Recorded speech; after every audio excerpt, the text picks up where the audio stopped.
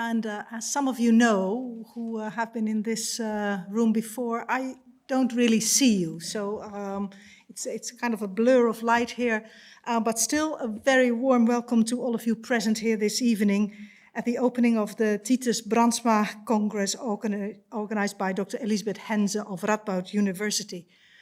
I'm Heleen Murre van den Berg, the Dean of the Faculty of Philosophy, Theology and Religious Studies. Titus belongs to the world, the church, and the university as much as to one or another faculty.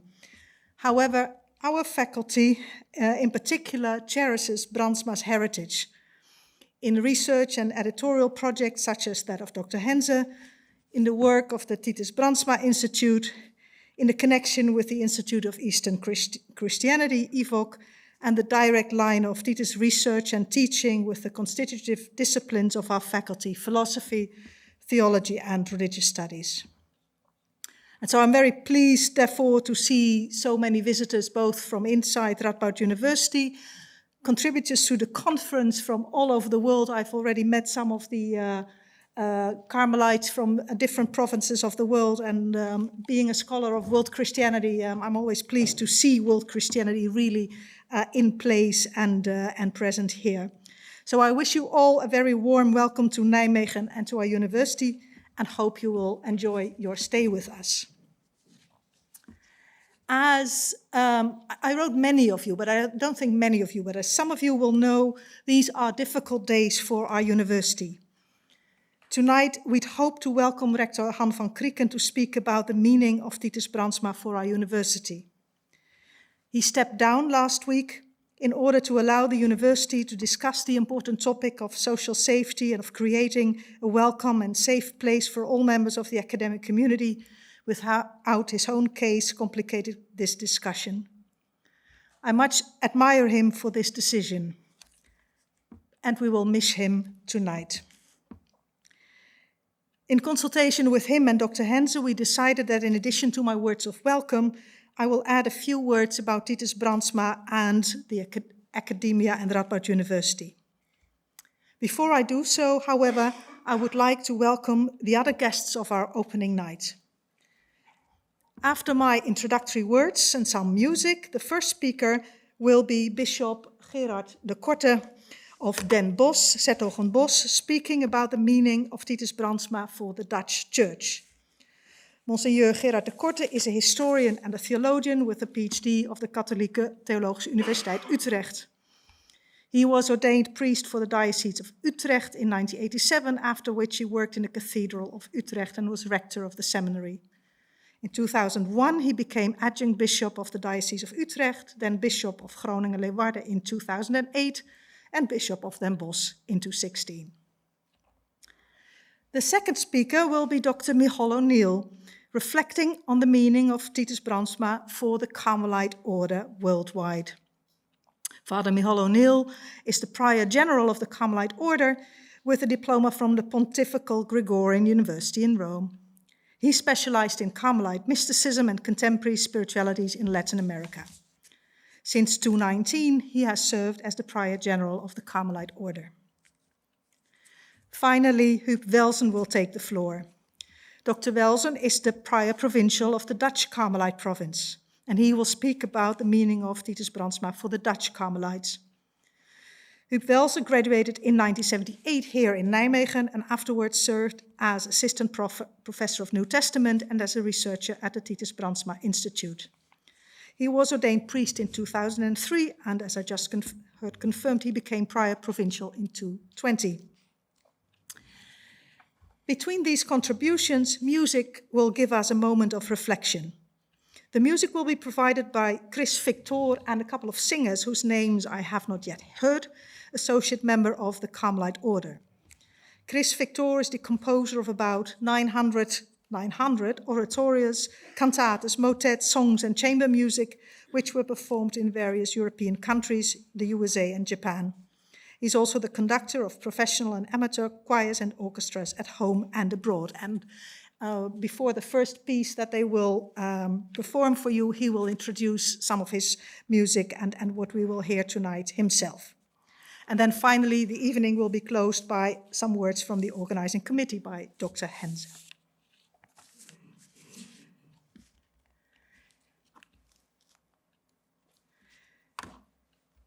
In May last year, I was privileged to be invited to join the group from my university that went to Rome to be part of the canonization of Professor, Priest, and Carmelite Titus Brandsma.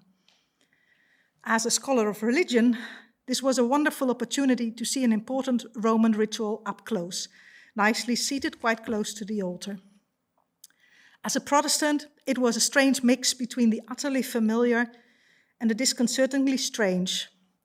And as a Radboud Dean, it was a way of getting a better understanding of the ethos that we hope drives much of what we do in this university. The 3-day-long conversation in the travel group always circled back to Titus and what his work, as much as his canonization, meant to us. Of course, this conversation had started before we took off, in the preparations for the trip, the books that were produced, the talks, the lectures, the images, and through the material link with Tito through the rectoral chain that he wore when he served as a rector of our university. To me, the importance of Titus for our university boils down to 3 important aspects of his life and work. First of all, Titus reminds me of the fact that religion and religious life can fruitfully pair with academia and academic life. Of course, this is not necessarily the case, and religion and academia often had and have contentious and antagonist relationships that do not justice to both. One of the goals of the Catholic University in Nijmegen has been to show that it's worth fostering such a relationship between these 2 different and distinct aspects of life, a relationship that allows for critical questions and which should inspire engaged conversations that reform and renew religion as much as academia. Today, the issues are different from those in the early days of Radboud University, but we need critical partners more than ever. Second, Titus, and I'm certainly not original here, see, for example, earlier contributions by Inigo Bokken, who I think I also saw entering, reminds us of what academic life could look like in the 21st century. This is perhaps a bit different from which is perhaps merely a late 20th century ideal of the secluded scholar who focuses on writing high-impact publications, aiming for the praise of a small group of international peers. Historically, scholars often felt free, or felt called perhaps in the case of Titus, to take their academic remit in a broad and encompassing way. Yes, academic reflection and research based on primary sources was part of it, and see also his work on mysticism.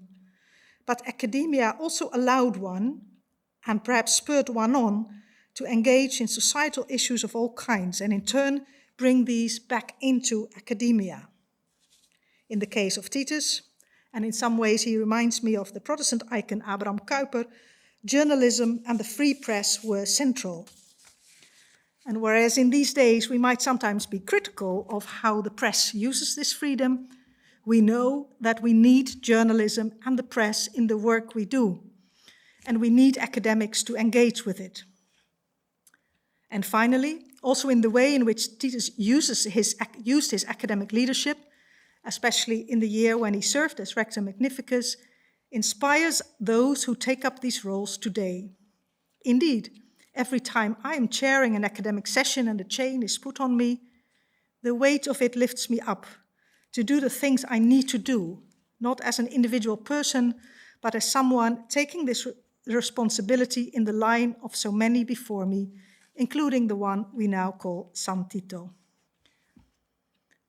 And third, finally, in these rather complicated days, in which difficult decisions have to be made for and in this university, it is particularly Titus' willingness to stand up for his case, to do the work of getting in conversation with whoever wants to engage and persevering in what he believed, that inspires me personally, and which I hope will also inspire many others in this university. There's a lot of work to do to make this university a better place to work and study. We all need a lot of perseverance to see it through to better days. Sure, today's challenges, luckily, are of a different kind than those in the days of the Nazi occupation of the Netherlands. But this is all the more reason not to be deterred and be inspired by someone who, like Titus, who in circumstances that were so much more difficult than those of our day, stood up for what he believed. But perhaps even more than that, by accepting the consequences of what he believed, he could face whatever came next. And then I'm back to my Protestant upbringing, this reminded me of a line written in a Nazi prison by one of my favorite Protestant saints, Dietrich Bonhoeffer. And I will close this contribution with his words in German, and those who want a translation can come back to me later. Von guter Mächte wunderbar geborgen, erwarten wir getrost, was kommen mag. I wish you all a fruitful and inspired conference. Thank you.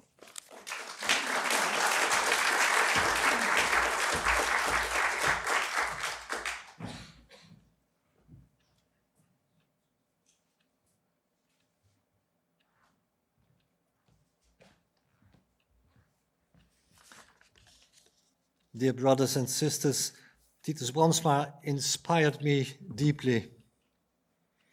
As a lay Carmelite, I'm fundamentally touched by his vision and his life and his works.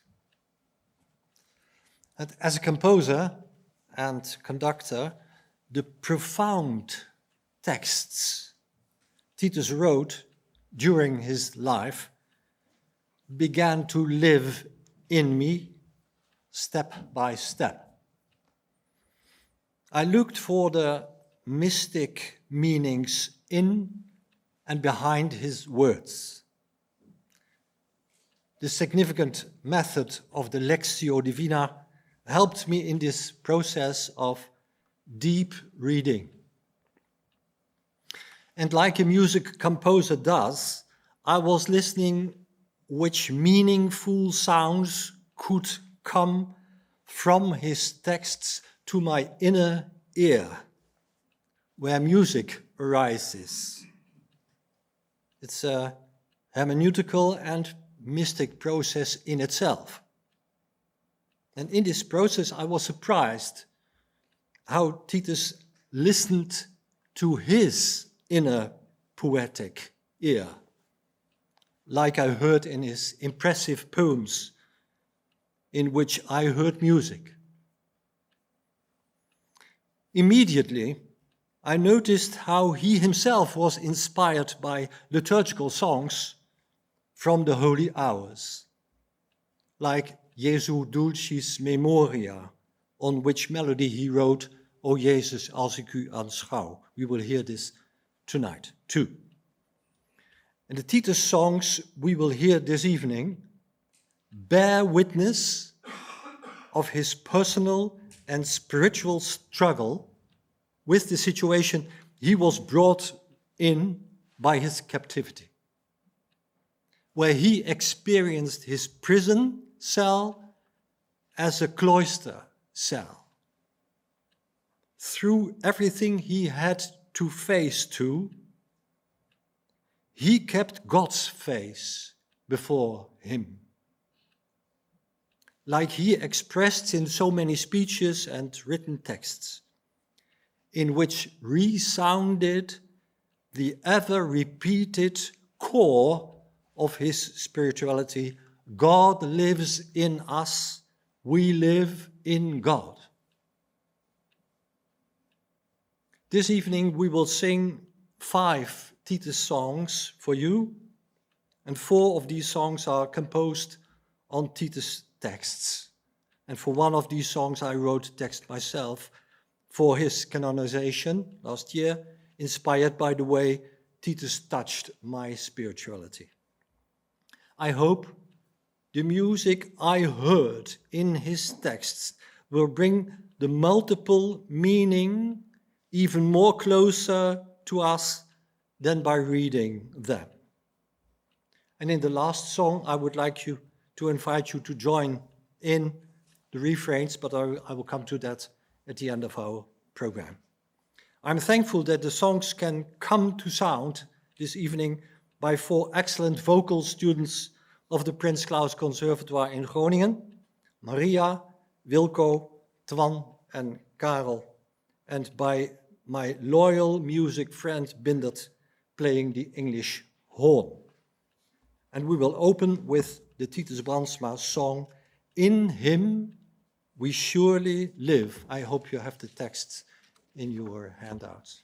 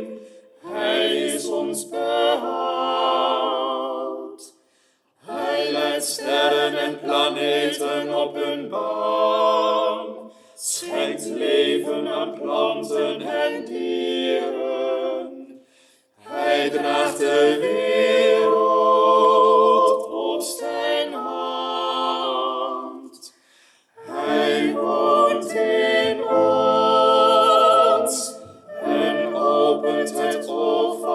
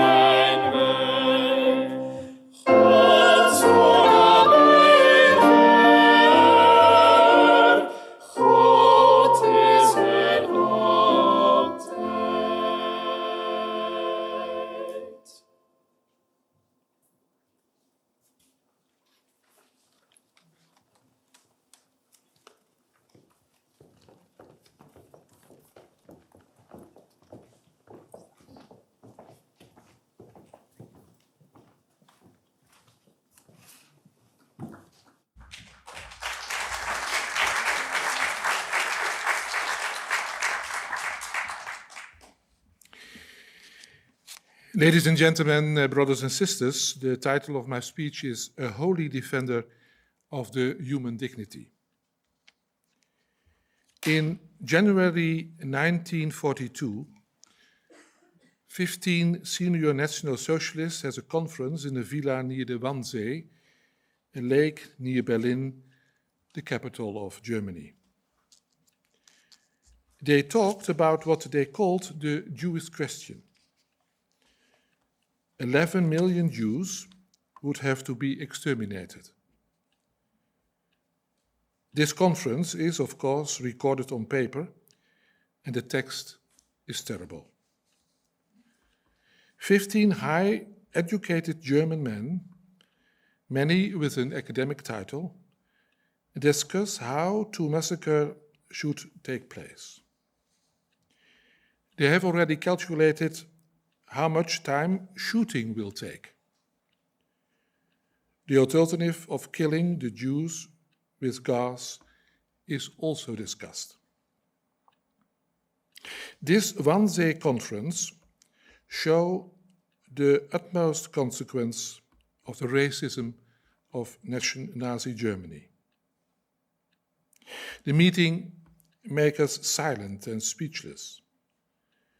How was it possible in the land of Goethe and Schiller? How was it possible in Germany, where the gospel of Christ has been preached for so many centuries? The cruelty of Nazism remains partly incomprehensible. Max Horkheimer and Theodor Adorno published their famous study Dialektik der Aufklärung after the Second World War. An impressive study evoked by the horrible history of the 20th century and more in particular by the Holocaust.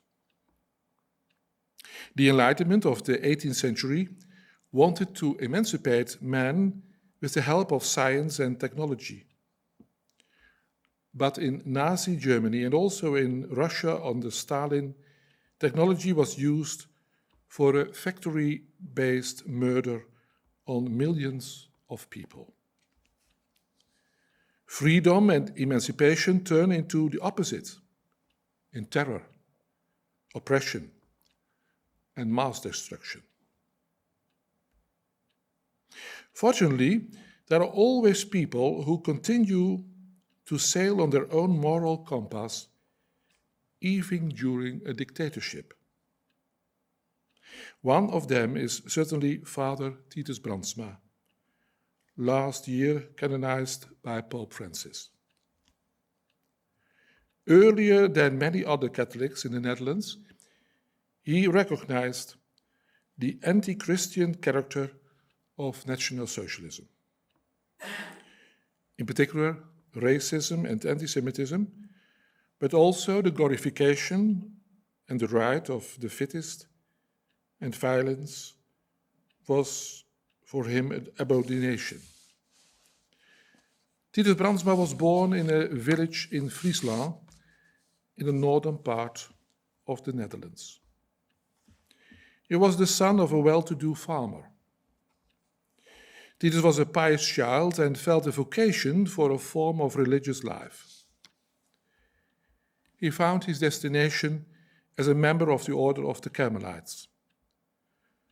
After his philosophical and theological studies, he was ordained a priest in the Cathedral of Den Bosch. This was followed by higher studies in Rome, where he wrote his thesis. Titus came back to the Netherlands and lived between 1909 and 1923 in Os. Os was then a small industrial city between Bosch and Nijmegen. A city with a lot of social inequality and also with crime. There was a small elite of manufacturers and many low-skilled workers. The Carmelites, and not in the last place Father Titus, committed themselves for the emancipation of the people of Os. Father Titus was not only a teacher of the Carmelites College, he also became editor-in-chief of the City of Os, a local newspaper. And he played a central role in the establishment of a library and a school in 1923. In that year, also, the Catholic University was founded here in Nijmegen. And Father Titus becomes one of the first-generation professors. He was a specialist of the Devotio Moderna, but also of a lot of mystical writers, especially of his own order. Titus was Rector Magnificus in the academic year 1932 and speaks in his Dies speech about the concept of God. Very early, he recognized the anti-Christian character of the National Socialist movement. In 1936, he became a member of het Comité van Waakzaamheid, in translation, the Committee of Vigilance. This committee was a group of scholars and artists, and they warned the Dutch people against the consequences of Nazism. Against the right of the fittest and the racism, he placed as Catholic Christian and as priest charity and the dignity of all men as creators of God. After the German occupation of our country in May 1940, Titus Brandsma opposed the removal of Jewish pupils from Catholic schools. He became a resistance fighter who turned against the new paganism of the Nazism. Father Titus defended the Catholic media and freedom of press in occupied Netherlands. After a request of the Archbishop of Utrecht, Archbishop de Jong, he makes a tour along editors of Catholic newspapers to explain the episcopal ban against placing propaganda of Nazism. He wanted to protect the Catholic press from Nazi influence. Against the propaganda of the Nazis, he placed a journalism that searched for truth. His behavior enraged the Germans. His campaign for a free Catholic press led to his arrest in January 1942. After the prison of Scheveningen, Kamp Amersfoort, and the prison of Kleef, he arrived in Dachau in June of that year. In the last phase of his life, he showed a beautiful example of Christian faith. But a heavy inner struggle preceded it. Father Titus was a man of flesh and blood, a man who feared and has his own hesitations. He knew about his frail health and of the harsh regime of Dachau. In this last period of his life, Father Titus showed much kindness to others. He could transcend his fear and was able to encourage other people in the misery of Dachau. He also remained kind to his cruel gods. Their evil he answered with goodness, and he prayed for his enemies. More than a month later, on July the 26th, Father Titus died in Dachau. We know that he gave in the last weeks of his life great spiritual support to his fellow prisoners. Unfortunately, the National Socialists did not have the exclusive right to terror and cruelty. While the Nazis committed their mass murders, millions of people died in Stalin's Russia. And after the end of the Second World War, the population in the Dutch East Indies strived for independence. For a long period, we spoke in the Netherlands about politionele acties, police actions. But now we acknowledge that Dutch soldiers have done terrible things. A combination of fear, hate, and stress ended in a process of brutalization so that villages with innocent civilians were burned down. And I don't need to tell you about the current actions of Russia in Ukraine. Under certain circumstances, every man can be intense, cruel, and violent. Civilization is then unfortunately paper thin. We all are then capable of doing things that afterwards we feel deeply guilty or ashamed. Against that background, we can be grateful to live in a country where power and contra-power function, a country with a parliament, a country with free press and independent judges, a country where Christian and humanistic values and norms are of significance for the vast majority of the inhabitants. Just in our days, we realize the importance of charity and service, forgiveness and reconciliation, justice and peace. At the end of this speech, some remarks about the significance of Father Titus for today and tomorrow.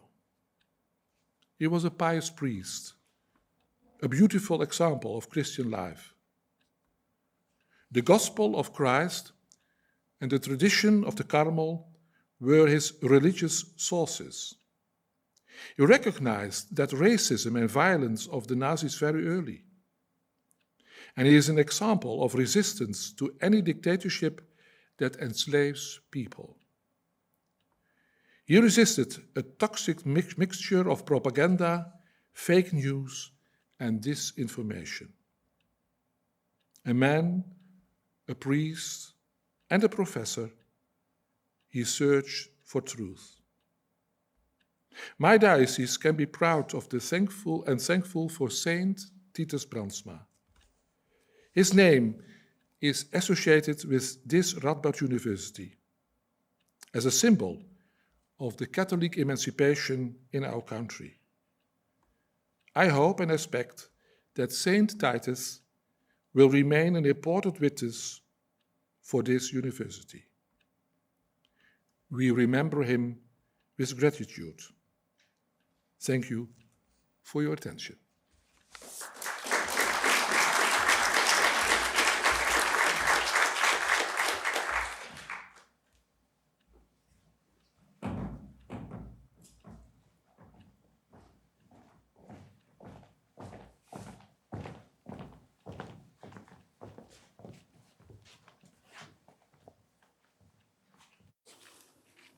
Sein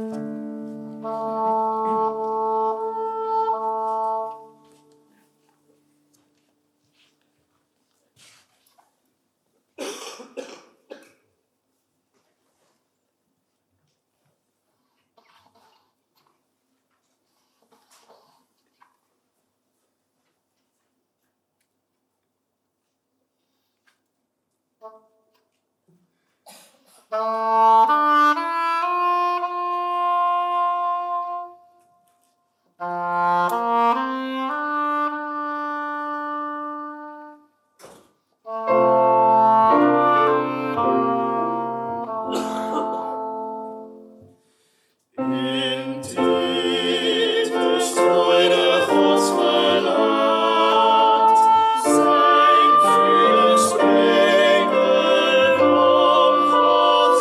Recht.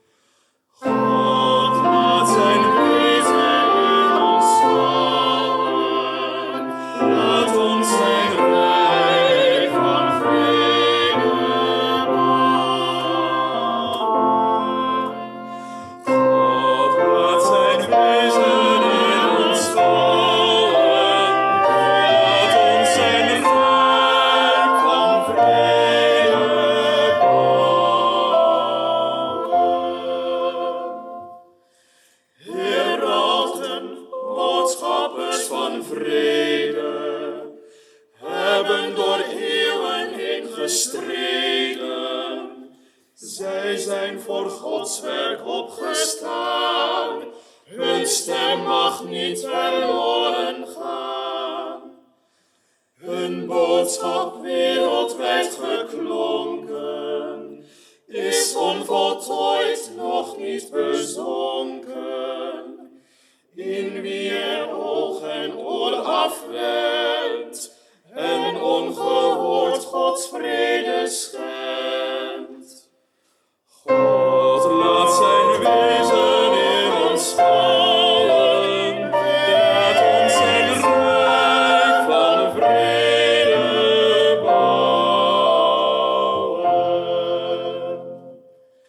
Nog zoekt de vrede reisgenoten, het beeld van God in hen besloten, straalt als gelaat dat diep verlicht, wie niet voor macht en oorlog zwicht.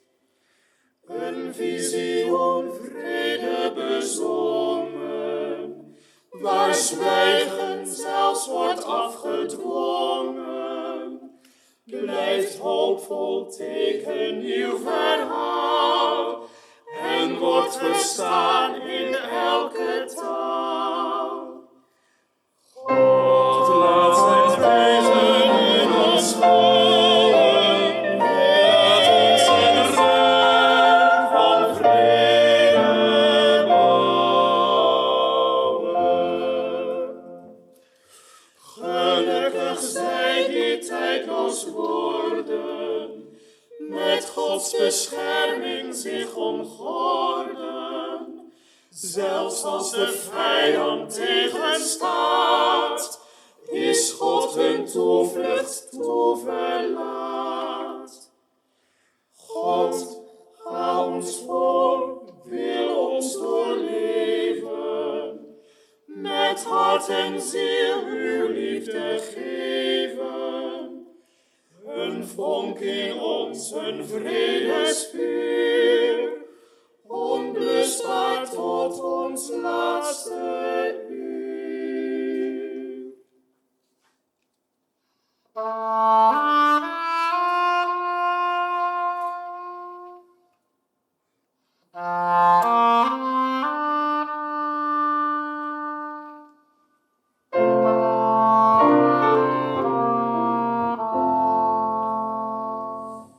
In Titus groeide Gods gelaat, zijn veren spreken om Gods rede, de strikte band maat onverlaat, met die verlangen naar Gods vrede.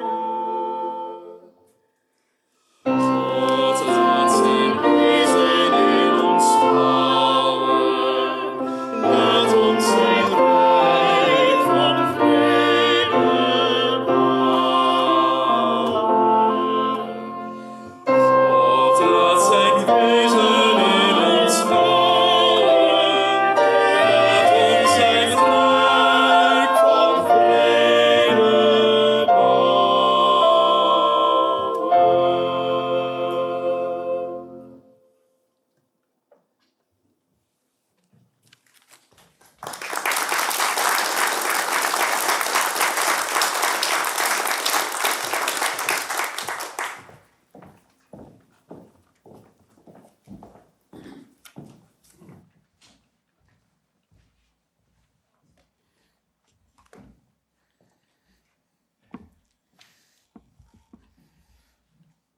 I know you're up there, so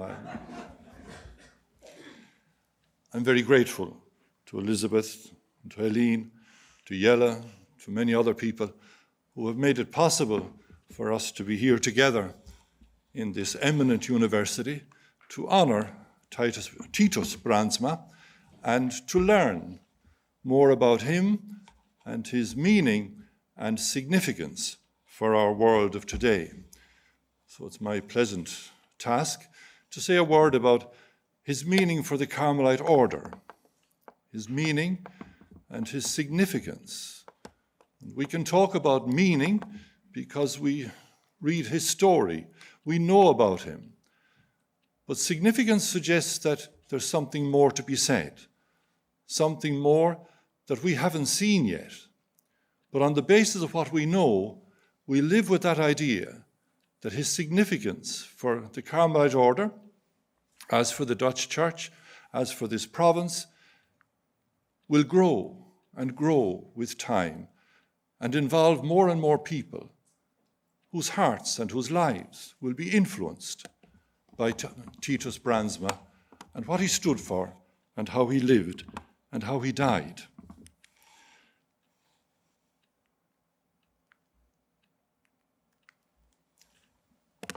So my first thought is to be able to think about how Titus Brandsma validates Carmelite life in the same way that saints validate Christian life in general.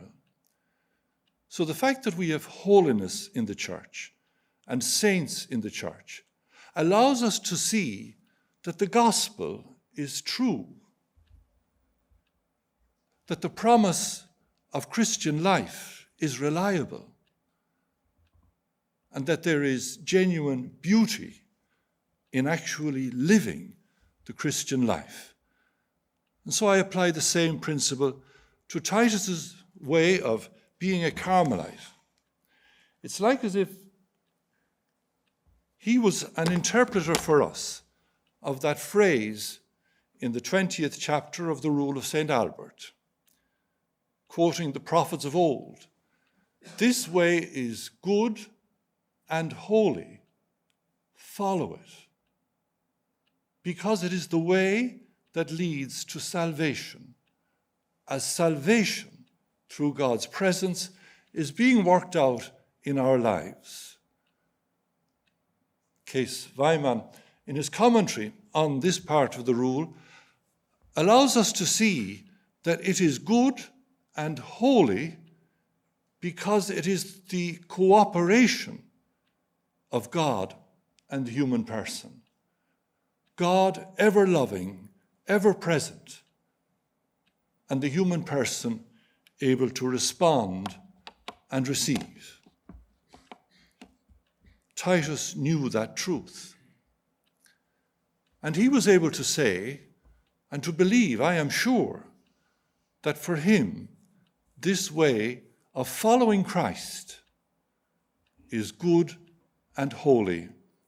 And as he followed it, he invites us as well to follow it. But when I think of the way of life for Titus Brandsma and for ourselves as members of the Order of the Blessed Virgin Mary of Mount Carmel, I can see that our way of life is made up of our life as religious, our life as Carmelites, and our life as priests. I know sometimes we resist the use of the word model. But let's take it that what we are saying is that Titus Brandsma succeeded in being a good religious. He succeeded in being a good Carmelite. He succeeded in being a good priest. And throughout that way of life, he began as a good human being and grew all the time in his quality as a human being. And so as the religious, he knew that his life was dedicated to the following of Jesus Christ. In community, in the vows of obedience, poverty, and chastity. That's what we are today as religious. And so to find in another human being, in one of our brothers, somebody who was good at that, well, that's certainly part of his significance for the Carmelite order. To allow people to see what religious life looks like and how helpful it can be to the person himself or herself, and how helpful it can be in the world of today. But we are also Carmelites, and the great virtue of Titus was not only did he live as a Carmelite, but he knew our spirituality, our tradition. He studied it and became one of our best teachers in handing that tradition on to others as a Carmelite. He knew the order and he loved it. And as a priest, his life, in the words of St. Paul, became a sacrifice pleasing to God. His life as a priest became a blessing for so many people in so many different circumstances. In his own community, in Os, in Boxmeer, in Rome, in the universities, on the train, and eventually a great blessing for those who shared his awful destiny in the various prisons and finally in Dachau. And so it is in Dachau that his life is totally conformed to Christ in the giving of his life in a priestly way for God's people, and in a very particular way for those who are determined to take his life away. So in all of that, his significance as a human being, the witnesses in the process of canonization oftentimes went back to the fact that it was good to be in Titus's company, as a teacher, as a priest, as a friend, as a fellow passenger on the train, and very much as a fellow prisoner in those last years. And so Titus helps us then to come to what is the essential of Carmelite life. Oh, I'm sorry, yes, I should be here, yes. Sorry, yes. He came to understand what is the core of Carmelite life. And so in that address on the Dies Natalis, when he began to talk about the sense of God, the concept of God, the understanding of God, we can see just how much he had come to understand that Carmel speaks of God. Almost like as if Carmel, in its mission throughout time, has been given that gift among the many things that we can talk about. God is our best subject. God in experience. God in our motivation. And God in our understanding of the world. So Titus takes what we are, and through our rule, and he encourages us to see what we are being called to be. And the rule for him was our allegiance to Jesus Christ. Again, in the commentary on the rule, Kees Weimann will show us how that rule is a process of mystical transformation in God. And so for us to be able to center on God, we then can unite ourselves with that riddle to which Titus refers. How come, when humanity seems to be making its greatest progress, that's when there seems to be very little sense of God or talk of God? And so he lived with that riddle as one who believed that God is the kind of God who enters the life of everyone. God is for everyone of his creatures, of his children, and in every one of his children and his creatures. And we're being called into that mystery to grow in to that fuller understanding of what it means in our life to be God by participation. There is so much of God in each human being. That's why we want to hear Titus as one who knew that by experience, had studied it, not only in the Carmelite tradition, but in the whole tradition of Dutch mysticism and spirituality. So that's captured for us as God on the cross, the great expression of love. The one who was not able to step back when the call of love was to move forward, even into crucifixion and death. And to talk about God then in Mary, and to talk about God in Elijah. Talk about God in Mary was his great gift, as he understood that Mary was our best example of somebody who lived in the full dignity of God living in her, and she opening her life to whatever transformation God would want to bring about in her life. Lovely to read those accounts of his devotion, simple devotion to Mary, community devotion to Mary, in the Carmelite Saturday evenings. Lovely also to think about him as one who understood that Mary, bearing the Word in herself, the Word of God, gives that to the world. And when we talk about Elijah, and Titus was thinking about Elijah probably more and before many of modern Carmelites were thinking about Elijah. But one of the people who has helped us to take a new view of the work of Elijah is a Dutch Carmelite working in Brazil, Carlos Mesters. And so what he read in the story of Elijah comes alive in the story of Titus Brandsma.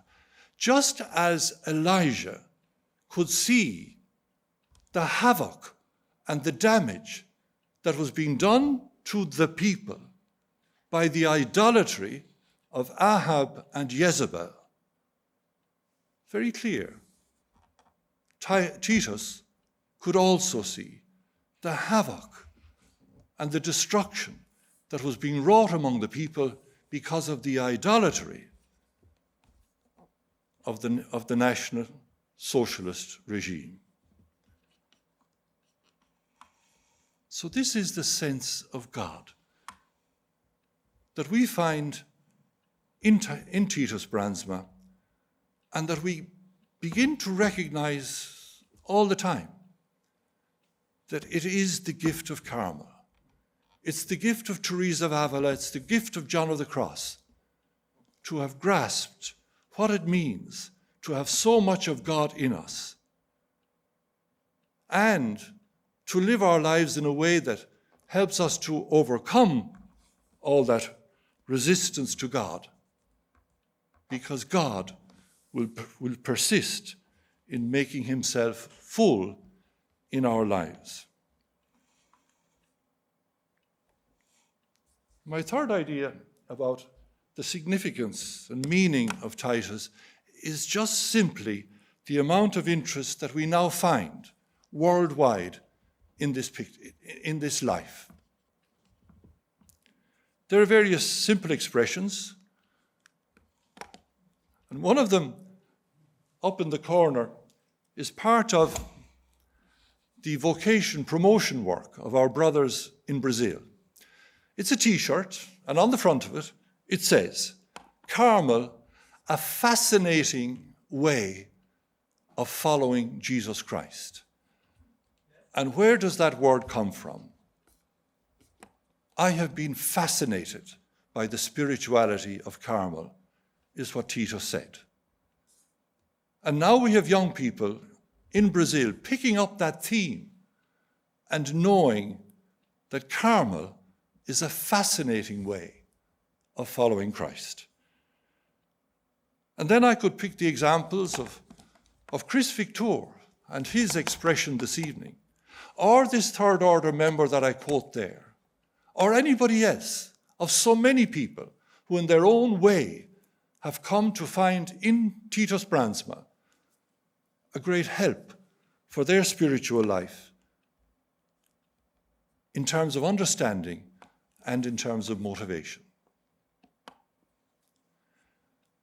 And I wanted to recall that evening in St. Albert's College in Rome, the evening of the canonization, and what it meant to all of us who could be there in Rome to be part of that canonization. The extraordinary outpouring of joy and gratitude is something I don't think we will ever forget.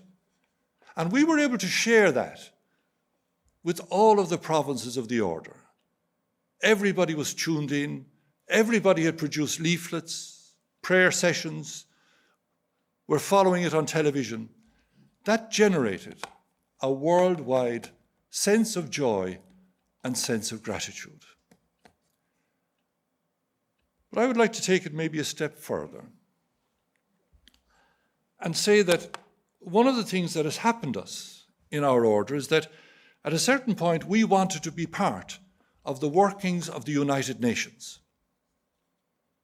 And so we are. We have a Carmelite non-governmental organization working with the United Nations. And why?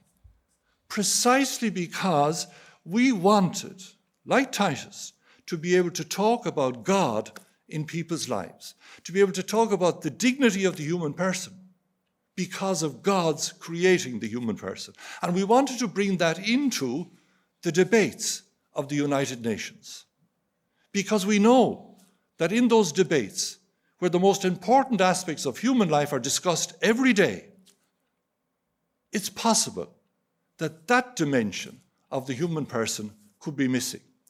And so we've engaged, I would say, under the inspiration of Titus Brandsma, in work for climate change and the protection of the environment, in work for human rights and the protection of people who are victims of trafficking, in work for education for peace and justice, and in work for Titus it was ecumenism. For us, it's ecumenism and interreligious dialogue in the pursuit of the freedom of belief. I believe the inspiration for much of that work was the life and the stand that Titus Brandsma took to defend the dignity of the human person and to defend the truth. And so now throughout the world, we have a number of our provinces that bear the name of Titus. The province of Germany, the province of the Philippines, and the general delegation in Colombia. We also have the work of the Dutch province in keeping alive throughout the country, but particularly here in Nijmegen, the memory of Titus Brandsma. And so I'm very grateful to the Dutch province for all that they have done and continue to do to make this man known to us who are members of the order and to the wider church. The work of translation of his works will continue. And so little by little, more and more people will get the opportunity to know his thoughts. And I am also hoping that all of those among us who get the opportunity to study and to do research will take on the task of exploring the life and works, vocation and mission of Titus Brandsma. I believe in terms of Titus Brandsma, we could say many more things about his meaning and significance for the order. This, and very much more, is the meaning of Titus Brandsma for the Carmelite order. Thank you very much.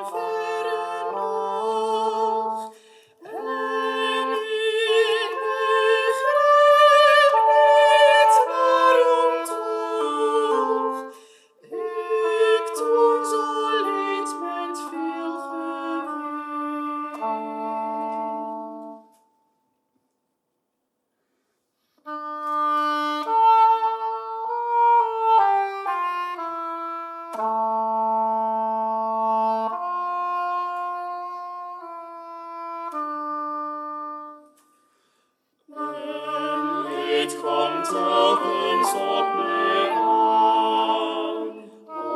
Onmogelijk om het af te weren. Met geen tranen te bezweren. Ik had het anders lang gedaan.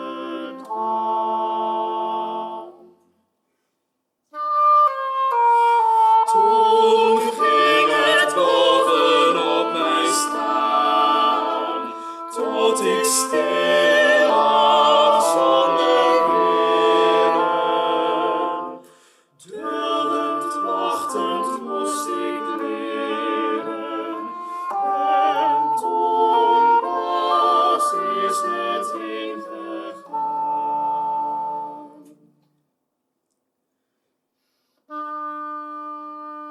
Dit is nu al een poos geleden. Ik zie het nu van verre nog. En ik begrijp niet waarom toch ik toen zo leed met veel geween.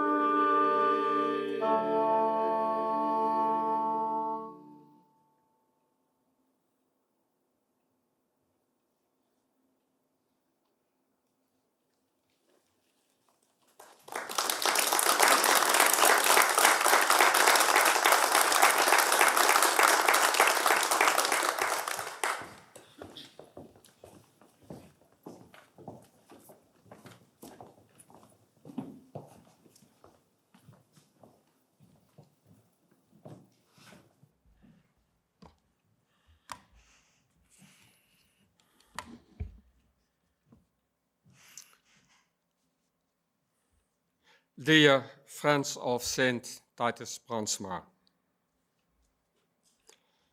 in recent decades, attention to Titus Brandsma has grown enormously in the Netherlands, in the Dutch Carmelite province, and also in the Dutch Carmelite family.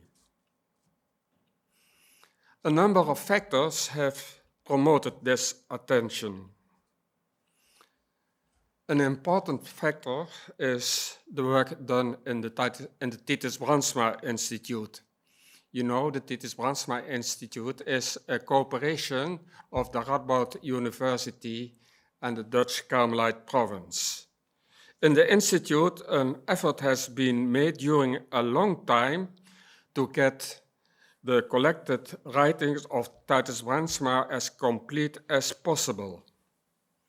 Newspapers and magazines have been browsed in search of unclassified publications of Titus. This collection, which is now fairly complete, gives a good insight into the wide range of areas in which Titus Brandsma moved. Many manuscripts and typescripts are already edited and published in the website of the Titus Brandsma Institute. A second point is that the writings of Titus are also being translated and thus become accessible to people who are not fluent in Dutch. In our Dutch Carmel province, meanwhile, a number of writings have also been studied. Their spiritual importance has been discovered and brought into the light. The study has revealed more and more from which spirituality Titus lived and acted. Increasingly, the results of that study have inspired the Dutch Carmelite family. In lectures, courses, internal and external publications, Titus' attitude to life has proven to be a great topical importance. This applies not only to important current crises as those of war and peace, inclusive and exclusive behavior, discrimination and exclusion, and even to the ecological crisis and the problem of pollution. It has also become clear that Titus Brandsma is a model figure and a role model for people who want to see relationship with God as a source of strength for a broad social engagement. A next factor that has been important in the increasing attention to Titus Brandsma is the stimulus that has come from international interest. Carmel parishes and Carmel schools, monasteries and religious institutes around the world have been named after Titus. Some Carmel provinces have chosen Titus Brandsma as their patron saint. Titus is more than just a local or national saint. He speaks to people far beyond our national borders. The growing interest, especially around his canonization, and the study of his ideas have resulted in the fact that our Dutch Carmel family is currently rich in several persons who can make the inspiration of Titus Brandsma accessible and palpable. At the same time, the Carmelite family, as well as a much wider circle of people, is open to what Titus Brandsma has to offer us. In our centers of spirituality, attention is given to his life and work in many ways. Introductions are given, as well as there are groups reading his texts and reflecting on how Titus can make our spirituality and actions more humane and Christian. Not long ago, I read a testimony from a participant in the Mystical Week provided annually by the Titus Brandsma Institute. Annemarie Bos and Inigo Bokken had chosen the lectures Titus Brandsma delivered in Chicago in 1936 on the history of Carmelite mysticism. Unlike the usual view of history in which God plays no role, Titus sees history as taking place at the intersection of a horizontal and a vertical axis. Both the relationship to God and the relationship of people to one another determine the course of history. The intersection of the two axes is the origin of mysticism. The testimony I read speaks of a teaching of Titus getting under the skin. Titus influences the relationship with God. He influences the attitude to life in a world where God is in danger of disappearing. He influences the spiritual path, the longing for the nearness of God, and the desire for a world of liberty, justice, and peace. Carmelite life is possible by living in the school of Titus. He showed us what being a Carmelite means. Those who delve into his writings quickly discover that union with God is a central theme.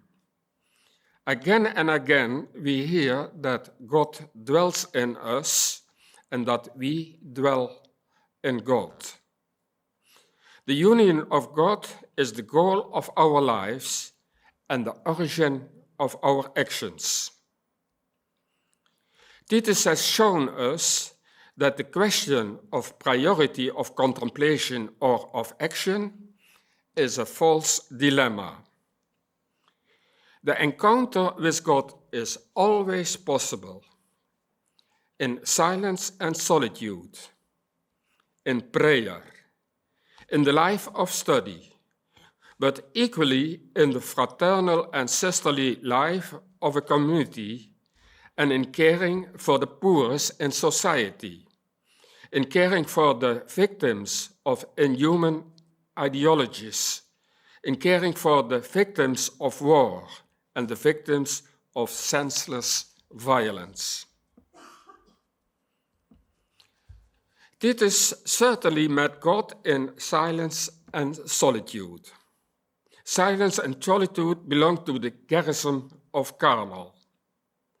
The joy of being a Carmelite consists in standing before God's face, naked and stripped of everything that prevents union with God.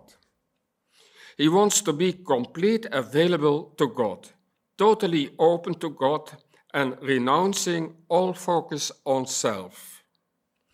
In Scheveningen prison, Titus writes of beata solitudo, blissful solitude. His suffering unites him with God. The chill and cold of the February months do not bother him. He does not tire of being alone. In his suffering, the union with God is preserved and even intensified. The poem he wrote in Scheveningen in the sight of Christ crucified is a prayer. It is an expression of a contemplative prayer in which one's own life situation is brought into relationship with the Christ event.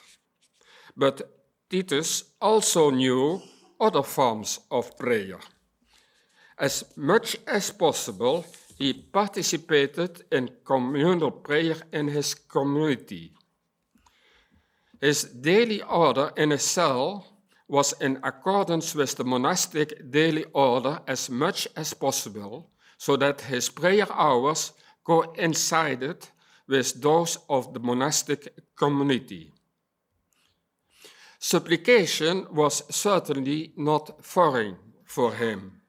His letter from the prison of Cleve to his prior and other members, suggesting that his provincial might try to change the conviction to the Dachau concentration camp into a transfer to a German monastery, has been compared with the supplication of Jesus in the Garden of Olives, the supplication to let the challenge of suffering pass him by. Study and prayer often go together. Titus studied biblical and mystical texts. He may not have used the historical approaches to the Bible that were emerging in his days. These were suspect in Catholic circles at that time. But he certainly was familiar with and practiced the steps of Lectio Divina. The reading and study of biblical and mystical texts acted on his mystical desire and led him to an orative attitude to life. And it is also certain that he knew the joy of experiencing in his prayer that God came to be present in his life. Already during his high school years, Titus has been captivated by the life and spirituality of Teresa of Avila. During his novitiate, he was already writing about her. In Scheveningen prison, he started another book about her. her contemplative life became his. But the down-to-earth and practical mysticism of the modern devotion is also visible in his life. His speech on Good Friday in Amersfoort shows that the mysticism of suffering in this native piety had great influence in living through his own suffering and that of his peers. His search for manuscripts of the modern devotion led to a spirituality without airs and graces. Doing ordinary things in great ways was enough for him. That was what he learned from Teresa of Avila and from the modern devotion. Although Titus traveled extensively during his life, he always felt connected to his monastic community. I think a wonderful example is that during the agony in the last months of his life, he wrote letters to the prior of his convents and to his fellow brothers. In this way, he remained connected to brotherly and sisterly life. Titus' focus on his fellow men went so far that he recognized God in his neighbor. The focus on God is also present in his social engagement. In his famous address on the concept of God, he talked about we can live in community with God. I quote, "We must see God as the deepest ground of our being, concealed in the innermost part of our nature." And then he says, "When we have discovered that God dwells within us, we must," I quote, "worship him not only in our own being, but equally in all that exists, first and foremost in our neighbors, the fellow man." For Titus, the neighbor is an image of God, created as his likeness.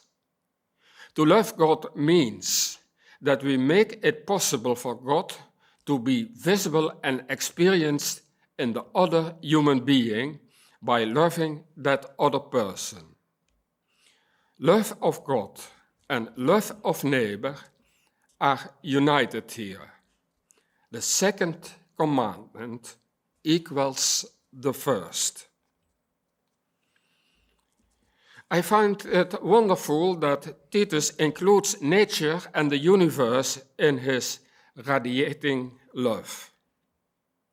We should also worship God, I quote, in nature, in the universe, omnipresent and pervading all things with the work of his hands. It is as if Titus sensed the contemporary ecological crisis. Currently, it is difficult for many people to experience nature as a creation of God. Nature and creation have become tools of use, and we easily forget that they speak of the glory of God. For Titus, it is different. In nature and in the universe, God is present. That is why they cry out for our love and our respect. What Titus is advocating is that we see all of reality in its dependence and coming forth from God. Seeing God and living in the contemplation of God is mystical living. The dichotomy of action and contemplation, which has played such a major role for so long in the history of spirituality and mysticism, is dissolved in this. Also in our country, and even in the recent Carmelite history, and even in the history of our Carmel province, this dichotomy has played a major role.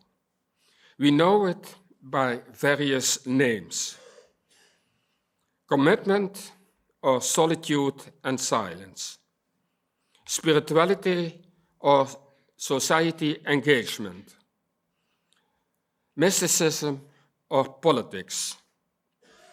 It has generated first disputes, even in theological faculties. Entire chapters have been devoted to it. Titus taught me that love is undivided. If we look with the eyes of the soul and listen with the ears of the soul, we will discover that the mystery of God's being is present in all reality, that this mystery attracts us and sets us in motion. At the same time, we also know that we never can comprehend God's secret and God's mystery. It escapes our comprehension.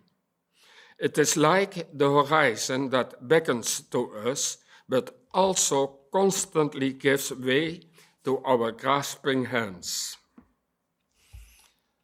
I hope that this Congress will be a step forward in the study of spirituality and mysticism of Saint Titus Brandsma. But most of all, I hope that it will inspire all those people who know that God is present in their lives and that He is present in our world. Our world is His creation. I hope that this Congress will contribute to the humanization of our world. I thank you for your attention.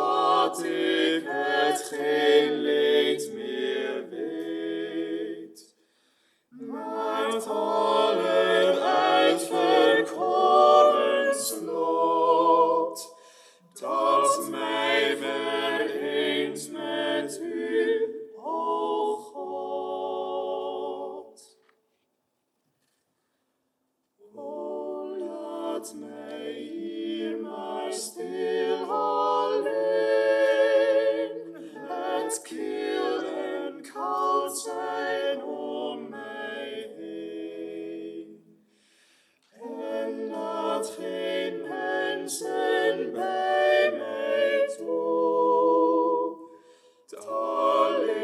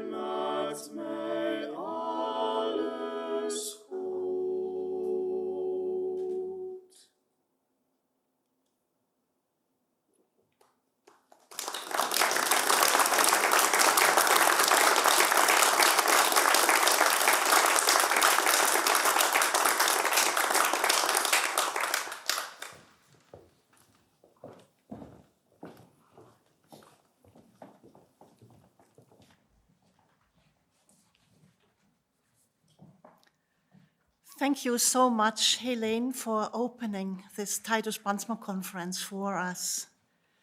Thank you for highlighting the meaning of Titus Brandsma for the academic world. Among others, you reminded us of the important contribution that Titus made to the study of mysticism. I'm very happy to present today to you and the other speakers of this evening the first copies of Volume 4 of our series Collected Works of Titus Brandsma. This volume is dedicated to Brandsma's scholarly works on mysticism. I received this book yesterday, thus it is vers van de pers, as we say in Dutch, hot off the press in English. The books will there within some minutes. Enjoy reading. I would like to take the opportunity now to also express my gratitude to our faculty board and the executive board of our university for the great support that was given and still is given to our Titus Brandsma project. We are very grateful for that. Many thanks also to our local bishop, Gerard de Korte. We greatly appreciate that you spoke to us this evening about the meaning of Titus Brandsma for the Dutch Church.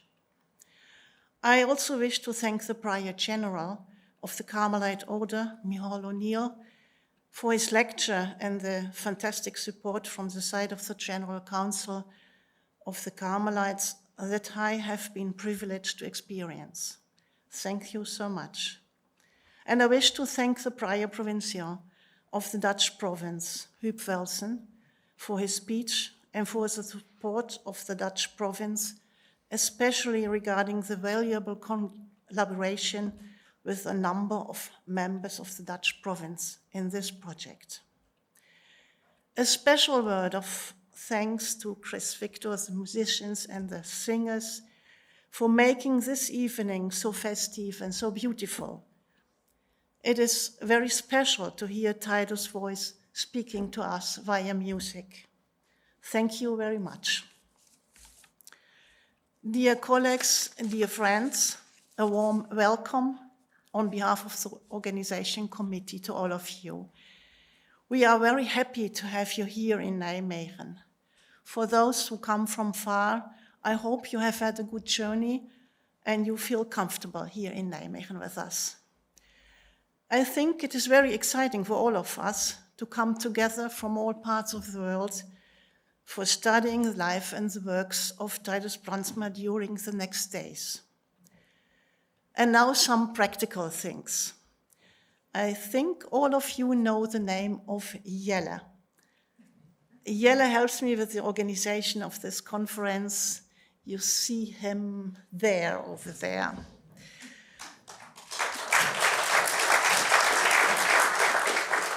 Jelle will be present during the whole conference, and you can always contact him for all questions about the travel, the hotel, our tours, the places on campus where we meet, the food, technical things, and so on.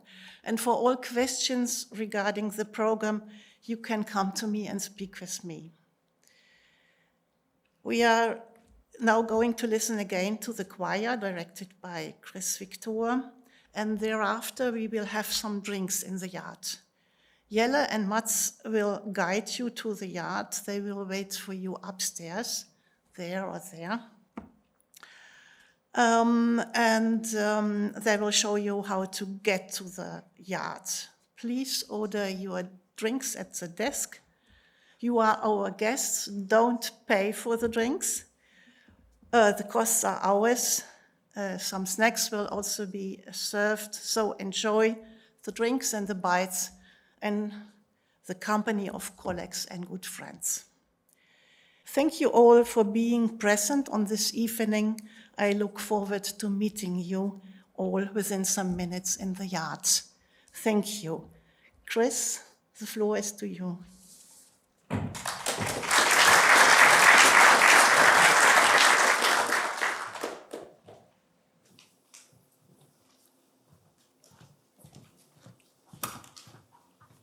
So I would like to invite you to join in to sing the refrain of the last song we will sing on the text of Titus.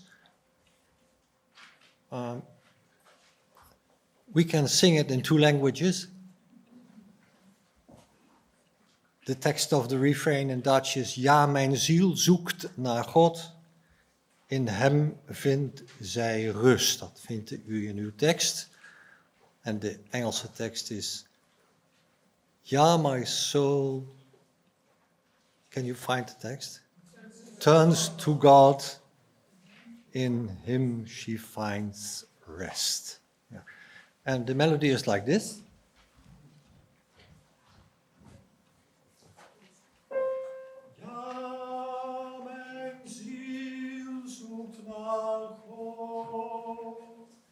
In hem vindt zij rust. Ja, my soul turns to God. In him she finds rust. Could we try? Yes. Ja, mijn ziel zoekt naar God. In hem vindt zij rust.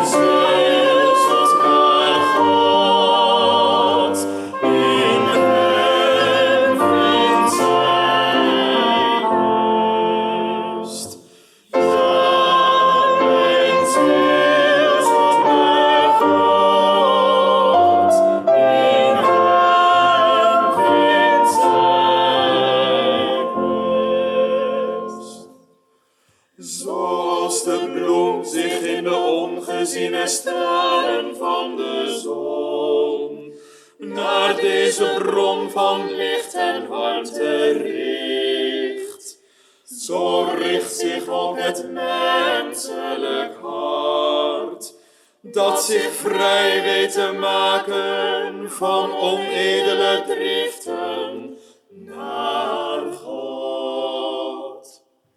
Ja, mijn ziel zoekt naar God. In hem vindt zij rust. Ja, mijn ziel zoekt naar God. In hem vindt zij rust. Het menselijk hart richt zich naar God, zoekt hem, luistert of hij spreekt, roept hem opdat hij antwoord geeft, de deur opent opdat hij zich laat zien. Ja, mijn ziel zoekt naar God. In hem vindt zij rust. Ja, mijn ziel zoekt naar God. In hem vindt zij rust. Ja, de menselijke ziel zoekt naar God. In hem vindt zij rust. Zij zoekt hem langs alle wegen.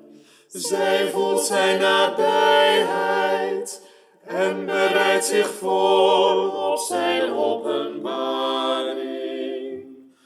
Ja, mijn ziel zoekt naar God, in hem vindt zij rust. Ja, mijn ziel zoekt naar God, in hem vindt zij rust. In spanning zit zij neer, of de beminde niet komt, of zij zijn tred niet hoort, zijn stem niet verneemt. Ja,